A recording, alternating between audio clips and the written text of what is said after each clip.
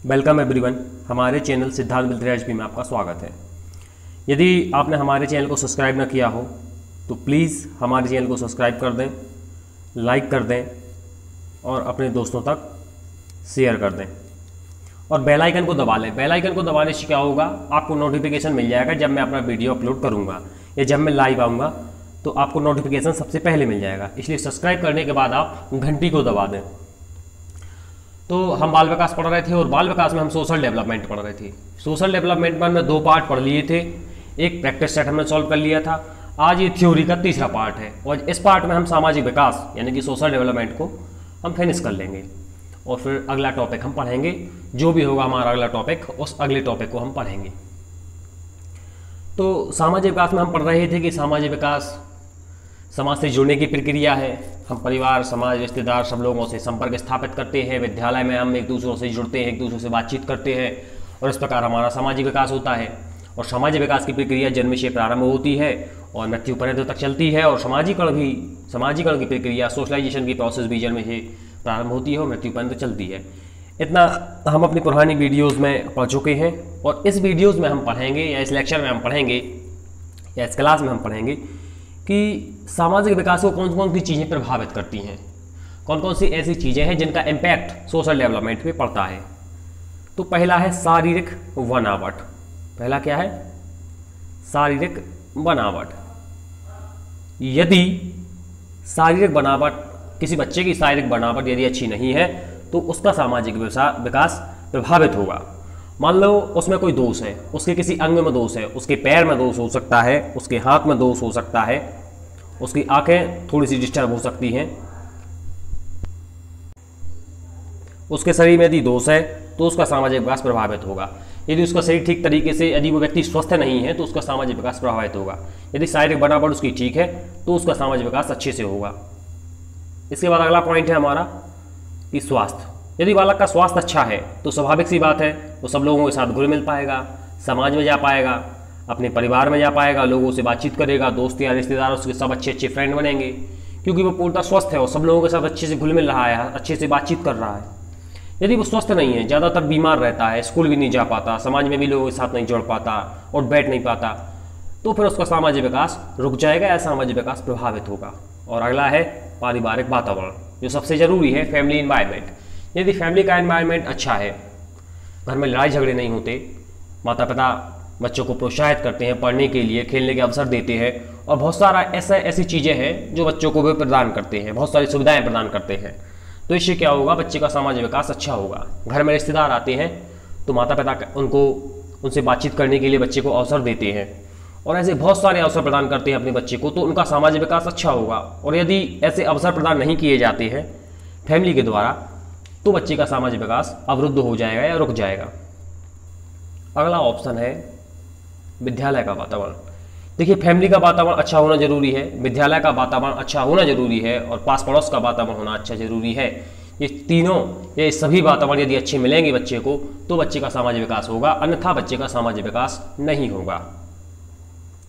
इसके बाद पालन पोषण का स्तर, मेथड ऑफ नर्चर। यदि बच्चे को अच्छा पालन पोषण मिलता है, बच्चे को अच्छी शिक्षा मिलती है, अच्छे कपड़े मिलते हैं, अच्छा खाना मिलता है और ढेर सारी ऐसी तमाम सुविधाएं मिलती हैं तो बच्चे का सामाजिक विकास अच्छा होगा, नहीं तो बच्चे का सामाजिक विकास रुक जाएगा। जैसे मैंने बताया था कि विद्यालय का वातावरण इसलिए ज़रूरी है क्योंकि बच्चा सबसे ज़्यादा समय परिवार में गुजारता है। परिवार के बाद यदि सबसे ज़्यादा समय वाला गुजारता है तो वो विद्यालय है और यदि विद्यालय में इतना समय गुजार रहा है तो उसको बहुत सारी चीज़ें विद्यालय में सीखने को मिलती हैं। सिर्फ 5 विषय की क्लास लेने बच्चा विद्यालय नहीं जाता। यदि 5 विषय की क्लास लेनी होती तो घर पे कोचिंग भी लगा देते, लेकिन वहाँ पे विद्यालय में बच्चे का मानसिक विकास होता है, सामाजिक विकास होता है, संवेगात्मक विकास होता है और सर्वांगीण विकास होता है उसका विद्यालय का। इसलिए विद्यालय का वातावरण अच्छा होना जरूरी है, विद्यालय का अच्छा होना जरूरी है उसके सामाजिक विकास के लिए। अध्यापक का व्यवहार, आप अध्यापक बनने जा रहे हैं, ये तो आपको पता ही होगा। यदि टीचर अच्छा है, बच्चों की सुनता है, बच्चों की समस्याओं का समाधान करता है, बच्चों का डाउट से आसान रखता है, जो भी उनके डाउट है, जो भी उनकी समस्या है उनको सॉल्व करता है, यदि ये सारी चीज़ें शिक्षक में हैं तो बच्चे का वातावरण अच्छा होगा। यदि शिक्षक बच्चों को कुछ पूछने पर डांट देता है या शिक्षक का व्यवहार अच्छा नहीं है तो इससे क्या होगा कि बच्चे का सामाजिक विकास प्रभावित होगा। नेक्स्ट पॉइंट है 7 नंबर। 7 नंबर क्या कहता है कि खेलकूद तथा मनोरंजन के साधन। यदि बच्चे को, जो छोटा बच्चा है वो खेल कूदना बहुत पसंद करता है, यदि उसको खेलने कूदने के ढेर सारे अवसर दिए जाते हैं तो उसका सामाजिक विकास होगा। समाज के बच्चों के साथ और लोगों के साथ वो खेलता कूदता है, और खेलने कूदने से क्या है, और ग्रुप एक्टिविटी करता है, तो ग्रुप एक्टिविटी में और खेलने कूदने से बच्चे का सामाजिक विकास होता है। वो एक दूसरे से जुड़ता है, उसमें सहयोग की भावना विकसित होती है, सहानुभूति की भावना विकसित होती है, और बहुत सारे गुण वो सीखता है खेलने के माध्यम से। तो बच्चे को खेलने कूदने के और मनोरंजन के अवसर दिए जाएंगे तो उसका सामाजिक विकास होगा अच्छी तरीके से, उसका सोशल डेवलपमेंट होगा, नहीं तो उसका सोशल डेवलपमेंट नहीं होगा। दल और क्लब, यानी कि ग्रुप एंड क्लब। जो बालक किसी दल या क्लब के सदस्य होते हैं उनका अन्य बालकों की अपेक्षा सामाजिक विकास अधिक होता है, उनमें सामाजिक भावना अधिक पाई जाती है। जैसे आप हमारे ग्रुप से जुड़े हो तो आपको बहुत सारी चीज़ें ऐसी सीखने मिलती हैं जो उस व्यक्ति को सीखने नहीं मिल पा रही जो किसी भी दल का सदस्य नहीं है, जो किसी भी ग्रुप का मेंबर नहीं है। तो इसी प्रकार जब बच्चा छोटा रहता है तो अपने स्कूल में, अपने समाज में, अपने वातावरण में, अपने आसपास के लोगों के किसी दल में, किसी ग्रुप में शामिल हो जाता है। 10-15 लोगों का एक ग्रुप होता है और उस ग्रुप में वो एक दूसरे से सीखते हैं। कोई कुछ बताता है, कोई कुछ बताता है, एक दूसरों के विचारों से अवगत होते हैं और इस प्रकार उनका सामाजिक विकास होता चला जाता है। अगला है बालक बालिका का संबंध। बालक बालिका का संबंध ये किशोर अवस्था की ये बात कर रहे हैं कि लड़कियों के संपर्क में आकर बालक शिष्ट हो जाता है, विनम्र स्वभाव का हो जाता है। बालक बालिका का संबंध बेसिकली ये है कि किशोर अवस्था में बालक और बालिका एक दूसरे के संबंध में आते हैं, एक दूसरे के साथ रिलेशन में आते हैं। बालक और बालिका एक दूसरे के साथ रिलेशन में आना पसंद करते हैं क्योंकि उस एज में अट्रैक्शन ज़्यादा होता है। लड़के लड़कियों के प्रति अट्रैक्ट होते हैं और लड़कियां लड़कों के प्रति अट्रैक्ट होती हैं, और इस एज में वो एक दूसरे के करीब आना चाहते हैं, एक दूसरे से संबंध रखना चाहते हैं। और यदि घर वाले, पास पड़ोस या विद्यालय उन्हें इस चीज़ को करने से रोकते हैं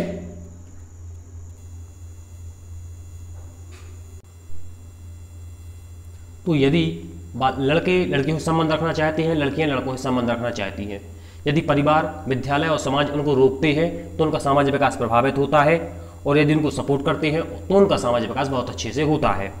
यह है बालक बालिका का संबंध। और ज़्यादातर देखा जाता है कि लड़के आक्रामक स्वभाव के होते हैं और लड़कियां बड़े सौम्य स्वभाव की होती हैं, विनम्र स्वभाव की होती हैं जन्मजात। तो जो लड़के रहते हैं वो आक्रामक स्वभाव के पहले रहते हैं, लेकिन जब लड़कियों के संपर्क में आते हैं तो उनका स्वभाव भी बदल जाता है। वो सभ्य बनने लगते हैं, वो शिष्ट बनने लगते हैं, उनका स्वभाव विनम्र हो जाता है। तो इसका सामाजिक विकास पर प्रभाव गहरा पड़ता है। इसके बाद पास पड़ोस का वातावरण, तो मैं पहले ही बता चुका हूँ कि पास पड़ोस का वातावरण, विद्यालय का वातावरण, घर का वातावरण, ये तीनों सामाजिक विकास को प्रभावित करते हैं। यदि ये तीनों अच्छे हैं, अच्छा वातावरण यदि तीनों में, घर में भी, स्कूल में भी और पास पड़ोस में भी, तो बच्चे का सामाजिक विकास अच्छा होगा, सोशल डेवलपमेंट अच्छा होगा। और ये वातावरण अच्छा नहीं है तो इनका सोशल डेवलपमेंट अच्छा नहीं होगा। व्यक्तित्व का मतलब होता है आप में बहुत सारे गुण हैं, बहुत सारे गुणों का एक समूह है व्यक्तित्व। आपने अच्छे अच्छे गुण सीख रखे हैं और ये जो गुण है, ये जो व्यक्तित्व है आपके सामाजिक विकास को प्रभावित करेगा। यदि आपका व्यक्तित्व खराब है, आपने बहुत सारे गुण अच्छे अच्छे नहीं सीख रखे हैं, तो आपका सामाजिक विकास अच्छा नहीं होगा। और अच्छे अच्छे गुण सीख रखे हैं आपने तो आपका सामाजिक विकास अच्छे से होगा। संवेगात्मक विकास, इमोशनल डेवलपमेंट। संवेगात्मक विकास का अर्थ होता है कि जैसे किसी किसी को छोटी छोटी बातों पे गुस्सा आ जाता है, किसी किसी को छोटी छोटी बातों पे गुस्सा आता है, किसी किसी को बहुत आप कुछ भी कह दो उसके बाद भी गुस्सा नहीं आता, तो ये होता है संवेगात्मक विकास। संवेगों पर नियंत्रण करना, किसी किसी का संवेगों पर ज़्यादा नियंत्रण रहता है, किसी किसी का बिल्कुल नहीं रहता। कुछ बालक आपने ऐसे देखे होंगे जो क्रोधी होंगे और ईर्ष्यालु होंगे, और क्रोधी और ईर्ष्यालु स्वभाव के जो लड़के होते हैं उनको समाज में कोई पसंद नहीं करता, उनको समाज में ज़्यादा लोग मान्यता प्राप्त नहीं करते। उनसे सब लोग यही करते कि यार ये तो घमंडी टाइप के इंसान है, ईर्ष्यालु है और हमेशा क्रोध में रहते हैं और दूसरों पे क्रोध करते हैं, छोटी छोटी बातों में इनको बुरा लग जाता है। तो ये जो है ये इनका संवेगात्मक विकास अच्छा नहीं हुआ है, और यदि संवेगात्मक विकास अच्छा नहीं हुआ है तो इन लोगों को समाज में आदर नहीं मिलेगा। और इसके विपरीत जो हंसमुख स्वभाव के व्यक्ति हैं उनको समाज में बहुत ज़्यादा लोग सम्मान करते हैं, उनके बारे में अच्छी धारणा रखते हैं और ये लोग समाज में लोकप्रिय हो जाते हैं। और इनका जो सामाजिक विकास है, सोशल डेवलपमेंट है, हंसमुख व्यक्तियों का अच्छे से होता है, और जो क्रोधी और ईर्ष्यालु है इनका सोशल डेवलपमेंट अच्छा नहीं होता, क्योंकि इनका इमोशनल डेवलपमेंट अच्छा नहीं हुआ है। ये छोटी छोटी बात पे गुस्सा करते हैं, ईर्ष्यालु है, घमंडी है, इसलिए इनका सामाजिक विकास अच्छा नहीं हुआ है। तो संवेगात्मक विकास का अच्छा होना भी जरूरी है सामाजिक विकास होने के लिए। कुछ पॉइंट हैं जिनको हम पढ़ेंगे, मुख्य बिंदु हैं, जिसमें पहला है कि समाजीकरण की प्रक्रिया अन्य व्यक्तियों के साथ शिशु के प्रथम संपर्क से प्रारंभ होती है और जीवन पर्यंत चलती है।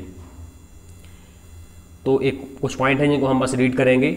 पहले भी हम इनको कर चुके हैं कि बालक सामाजिक गुणों को सामाजिक विकास की अवस्थाओं के अनुसार सीखता है। सामाजिक विकास की अलग अलग अवस्थाएं हैं, शैशवावस्था, बाल्यावस्था, किशोर अवस्था, प्रौढ़ अवस्था, और इन अवस्थाओं के अनुसार बालक का सामाजिक विकास होता है। तीसरा है सामाजिकरण वह प्रक्रिया है जिसके द्वारा बालक समाज के द्वारा मान्य व्यवहार, समाज ने जिस व्यवहार को मान्यता प्रदान की है उस व्यवहार को बालक सीखता है, और यही समाजीकरण है। व्यवहार के हिसाब से मनुष्य को या व्यक्ति को अपने आप को ढालना पड़ता है समाज के व्यवहार के हिसाब से। सामाजिक विकास में दूसरी प्रक्रिया वह है जिसके द्वारा मान्य सामाजिक नियम सीखता है। प्रत्येक समाज में भिन्न भिन्न आयु के व्यक्तियों के निश्चित नियम होते हैं। इसके बाद अगला है सामाजिक अभिवृत्तियों के विकास के कारण ही बालक सामाजिक कार्यक्रमों में और समाज के उच्च व्यक्तियों को पसंद करता है। इसका अर्थ क्या हुआ? सामाजिक अभिवृत्ति। सामाजिक अभिवृत्ति का अर्थ ये हुआ कि आपकी समाज के प्रति अच्छी अभिवृत्ति है, सकारात्मक अभिवृत्ति है या नकारात्मक अभिवृत्ति है। यदि आपकी आर्थिक स्थिति ठीक नहीं है या यदि आपका स्वास्थ्य ठीक नहीं है तो आप सामाजिक कार्यक्रमों में भाग नहीं लेंगे, समाज के उच्च व्यक्तियों से आप नहीं जुड़ेंगे। क्यों नहीं जुड़ेंगे? क्योंकि आपका स्वास्थ्य ही ठीक नहीं है तो आप लोगों से क्या जुड़ेंगे। तो आपकी अभिवृत्ति समाज के प्रति कैसी है, इसका प्रभाव सामाजिक विकास पर पड़ता है। और अभिवृत्ति आपकी सकारात्मक है, सही है समाज के प्रति, तो आप सामाजिक कार्यक्रमों में भाग लेंगे और उच्च व्यक्तियों को, समाज के जो उच्च व्यक्ति है, अच्छे व्यक्ति हैं, उनको पसंद भी करेंगे। और शिक्षा है कि शिक्षा का प्रमुख उद्देश्य है बालक का सामाजिक विकास करना। किशोर अवस्था में अगला पॉइंट है, किशोर अवस्था में बालक समूह बनाकर पीयर ग्रुप में रहते हैं। तो क्वेश्चन यहाँ से बनता है कि कौन सी अवस्था में बालक पीयर ग्रुप में या समूह बनाकर रहना पसंद करते हैं? तो किशोर अवस्था में। किशोर अवस्था के जो बच्चे हैं 12-13 वर्ष से 13-14 वर्ष से प्रारंभ होकर ये चलती है आपके 18-19 वर्ष तक। तो इस एज के जो बच्चे हैं वो समूह में रहना पसंद करते हैं। आप देखना इस एज के बच्चे को अपने आसपास के वातावरण में ये समूह में रहना पसंद करेंगे, ये ग्रुप में रहना पसंद करेंगे। आपको अकेले घूमते हुए नहीं मिलेंगे, इनका एक पूरा ग्रुप होगा और पूरा ग्रुप घूमता हुआ मिलेगा, मित्र मंडली होगी, पूरी घूमती हुई मिलेगी आपको, क्योंकि इस एज के बच्चे समूह में रहना पसंद करते हैं, ग्रुप में। और इसके बाद है शर्म एंड डाउट या सेम एंड प्राउड। शर्म और गर्व की भावना का विकास कब होता है? बाल्यावस्था में होता है। यहाँ से क्वेश्चन आता है कि बालक में शर्म और गर्व जैसी भावना का विकास कब होता है? किशोरावस्था में, बाल्यावस्था में, शैशवावस्था में? तो बाल्यावस्था में। अगला है सामाजिकरण वह प्रक्रिया है जिसमें बालक परिवार से सीखता है, विद्यालय से सीखता है, अपने साथियों से सीखता है। कहाँ से सीखता है? परिवार से सीखता है, विद्यालय से सीखता है, साथियों से सीखता है, रिश्तेदारों से सीखता है, फिर प्ले ग्राउंड में जाके खेलता है तो वहाँ सीखता है, किसी एक्टिविटी में भाग लेता है तो वहाँ सीखता है। और नेक्स्ट पॉइंट है कि शर्म, ये तो हो गया है। शिक्षा के संदर्भ में सामाजिकरण से तात्पर्य है सामाजिक वातावरण अनुकूलन करना और समायोजन करना। सामाजिकरण क्या है? सामाजिकरण समाज के नियमों के साथ, सामाजिकरण क्या है? समाज के नियमों के साथ, मानदंड मतलब होता है नॉर्म्स, NORMS, नॉर्म्स। समाज के मानदंड, समाज के रूल रेगुलेशन, समाज के नियमों के साथ अनुकूलन करना, एडजस्टमेंट करना, क्या है? सामाजिकरण है। अगला है कि सामाजिकरण एक प्रक्रिया है जिसमें विश्वासों तथा मूल्यों, विश्वासों, अच्छे गुणों और अपेक्षाओं को अर्जित किया जाता है। और अगला पॉइंट है कि बालक के सामाजिकरण में परिवार मुख्य भूमिका निभाता है। बालक के जो सामाजिकरण है उसमें कौन मुख्य भूमिका निभाता है? परिवार। बालक के सामाजिकरण में परिवार मुख्य भूमिका निभाता है, उसके बाद विद्यालय मुख्य भूमिका निभाता है। अगला है कि सामाजिकरण एक प्रक्रिया है जिसके माध्यम से मानव शिशु समाज के सक्रिय सदस्य के रूप में, सामाजिकरण एक प्रक्रिया है जिसके माध्यम से मानव का शिशु जो है वो समाज के सक्रिय सदस्य के रूप में निष्पादन करने के लिए आवश्यक कौशलों का, जो आवश्यक कौशल है वो सीखता है, जो अच्छे गुण हैं वो सीखता है, और इस प्रकार वह अपना सामाजिकरण करता है। तो मैंने ये लास्ट पार्ट जो सामाजिकरण का था, जो सोशल डेवलपमेंट का था, मैंने ये अपलोड कर दिया है। और ये इसके बाद आपका दूसरा टॉपिक सीधा शुरू होगा। इस टॉपिक को हम यहीं फिनिश करेंगे। मैंने कोई भी चीज़ मिस नहीं की है, सारी चीज़ें लेके चला है, इसलिए इसको 3 पार्ट लग गए।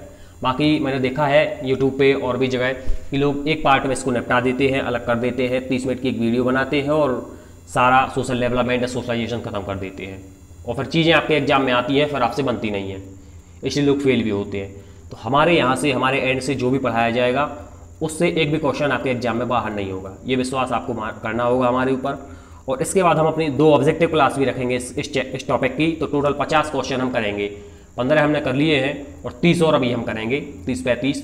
तो इस प्रकार आपका ये टॉपिक टोटली कंप्लीट हो जाएगा, पूर्णतः निपट जाएगा, पूर्णतः खत्म हो जाएगा, पूर्णतः फिनिश हो जाएगा। इसके बाद आपको एक भी शब्द अलग से पढ़ने की ज़रूरत नहीं है, ना सोशलाइजेशन से, ना सोशल डेवलपमेंट से, ना किसी के वीडियो देखने की ज़रूरत है। आप इसी वीडियो को 2 से 3 बार देख लें, एक हफ्ते में या एक 15 में फिर से रिवाइज कर लें, क्योंकि रिवीजन ज़रूरी है किसी भी एग्जाम को पास करने के लिए। पहले ही मैंने बताया है कि रिवीजन ज़रूरी है। तो आप रिवाइज करते रहें, पढ़ते रहें, और अगला टॉपिक जो होगा मैं आपको उसकी सूचना दूंगा। और ग्रुप से जुड़े रहें। यदि आपने चैनल को सब्सक्राइब ना किया हो तो प्लीज़ सब्सक्राइब कर दें, बेल आइकन को दबा दें। और इस तरह हम अपने वीडियो का एंड करेंगे और फिर मिलते हैं हम अपने अगले वीडियोज़ में।